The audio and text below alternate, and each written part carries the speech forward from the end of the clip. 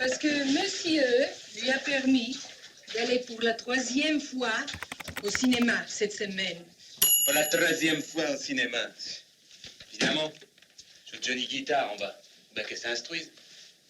Bonjour à tous. Dans cette vidéo, on va parler de cinéma et de politique d'urbanisme, en particulier avec la question de ce qu'on appelle les grands ensembles. Alors, les grands ensembles, qu'est-ce que c'est? C'était ces habitats collectifs planifiés et ordonnés qui ont été commandés par la puissance publique à partir des années 30 à Villeurbanne ou à Drancy, mais surtout à partir des années 50-60 qui ont été leur âge d'or, l'âge d'or de leur construction, puisqu'à l'époque on en construit entre 300 et 400 000 par an et qu'on a fait ça pendant 30 ans en fait, pendant toute la première partie des 30 Glorieuses. Leur construction va s'arrêter au tout début des années 70, notamment parce que le discours critique s'amplifie. Eh bien d'abord, il faut que les grands ensembles deviennent des petits ensembles. Ceci n'est pas absolument un problème de ségrégation, c'est un problème d'intégration de ces ensembles dans une vie urbaine qui doit se caractériser par la diversité. Ce qui fait le charme d'une ville, c'est la diversité. Donc je souhaite qu'il y ait de petits ensembles et je demande qu'on ne dépasse pas 500 logements pour apporter cette espèce de variété.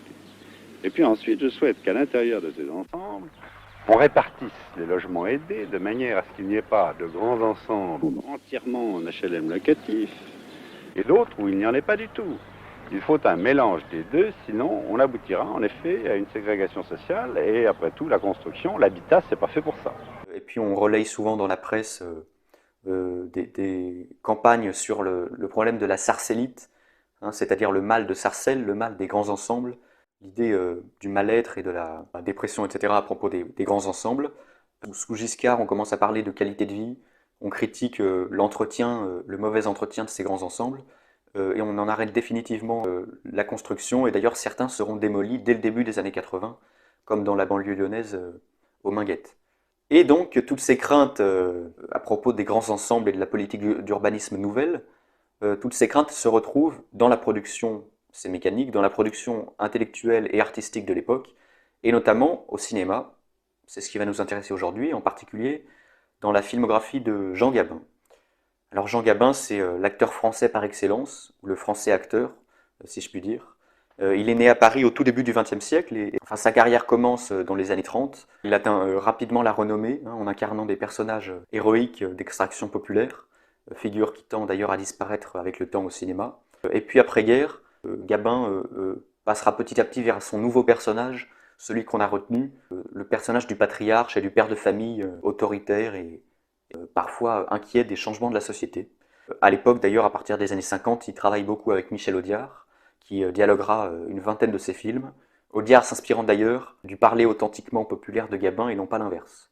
Voilà. Et donc, dans cette deuxième partie de la carrière de Gabin, vont s'immiscer les grands ensembles, justement, au cinéma, et en particulier dans 3 films que je vais évoquer. Alors le premier date de 1959, il s'appelle Rue des Prairies, et il est réalisé par Denis de la Patelière. Gabin y joue un chef de chantier dans la ville de Sarcelles, sur le chantier justement de la construction d'un grand ensemble, et également un père de famille en prise avec ses enfants, et notamment confronté aux velléités d'indépendance de sa fille, qui veut épouser un riche industriel arrogant et déjà marié. Donc à la critique de l'urbanisme s'adjoint une critique des mœurs, notamment sous-entendu des mœurs de la bourgeoisie.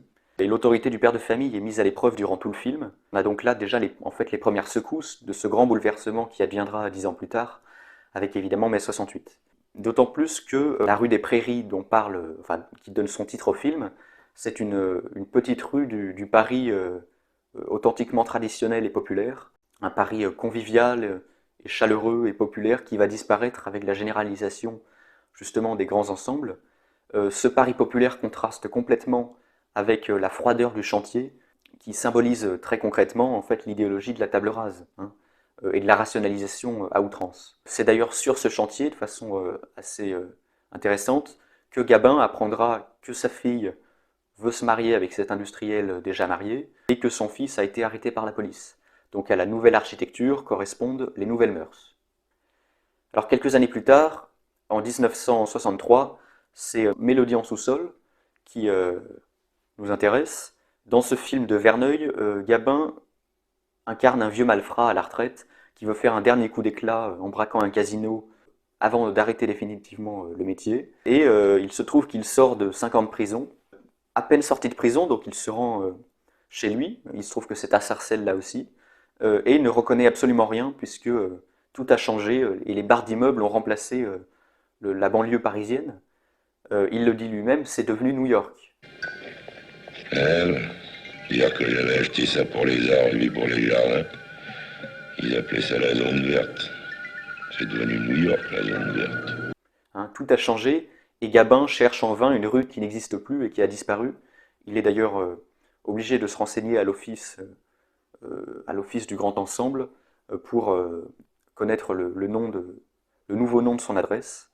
Le générique nous montre d'ailleurs les immeubles et les barres d'immeubles sous toutes les coutures sur une musique très jazzy, assimilant donc évidemment les grands ensembles à la modernité américaine. Et d'ailleurs, une fois rentré chez lui, il se rend compte, enfin il constate que sa femme a acheté un poste de télévision en son absence. T'as acheté une télé? Oui, après dîner, ça distrait. Qu'est-ce que tu croyais? Que je passais mes soirées dehors? À Mimi Pinson, peut-être? Il a donc fallu en fait à peine 5 ans pour que la société de consommation, derrière le poste de télévision, s'immisce dans son foyer. Et je vais terminer en parlant d'un troisième film, peut-être le plus important sur la question, ce film s'appelle Le Chat. Il a été tourné plus tard, en 1971, par Pierre Grany de Fer, et il est celui-là complètement consacré au phénomène urbain, alors que les deux précédents films le voyaient plus comme un élément de scénario. Donc Le Chat, c'est l'histoire d'un couple sur le tard, un couple vieillissant, formé par Jean Gabin et Simone Signoret. Ce couple habite dans un des derniers pavillons de banlieue encore debout, au milieu de l'énorme chantier de la Défense, qui est à l'époque effectivement en pleine construction, en banlieue parisienne, à Courbevoie pour être précis. Et ce film a été tourné en fait en décor naturel. C'est l'authentique chantier de la Défense que l'on voit. Et le film est donc, en plus de son message idéologique intéressant, le film constitue une archive exceptionnelle de ce point de vue-là.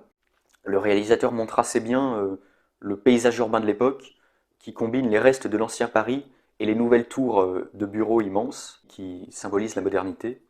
Le pavillon de banlieue a été acheté probablement une trentaine d'années auparavant, et un flashback nous montre que l'agent immobilier de l'époque avait promis au couple vieillissant qu'il durerait pour toute leur vie.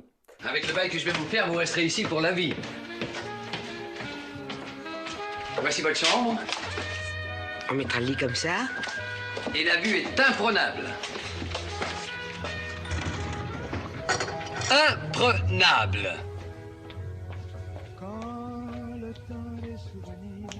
Ça te plaît?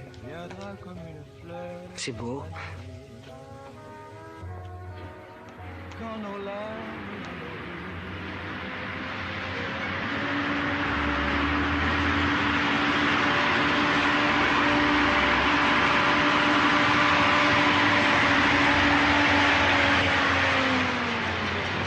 Imprenable.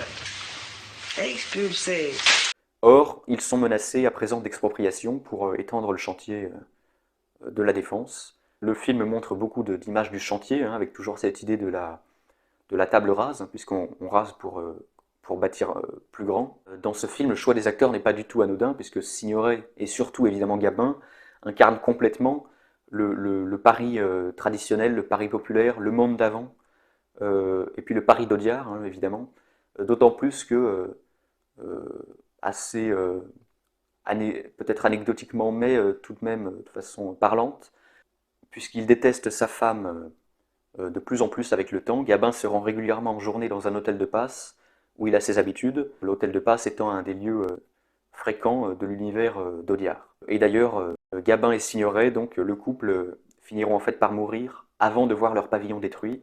Voilà pour ces 3 films. Gabin incarne donc dans ces films et dans sa filmographie plus généralement, on aura peut-être l'occasion d'y revenir dans une future vidéo, ce Français étonné, parfois inquiet face aux transformations du monde, aux transformations qui laissent un monde ancien disparaître au profit d'un monde moderne. Voilà, d'autant plus que Gabin, dans la vie réelle, était aussi probablement très proche de ce qu'il incarnait au cinéma. Voilà, et sa carrière va ralentir justement dans les années 70, où il ne fera plus qu'une dizaine de films, avant de mourir en 1976, finalement après avoir annoncé tous les changements qu'il ne verra pas.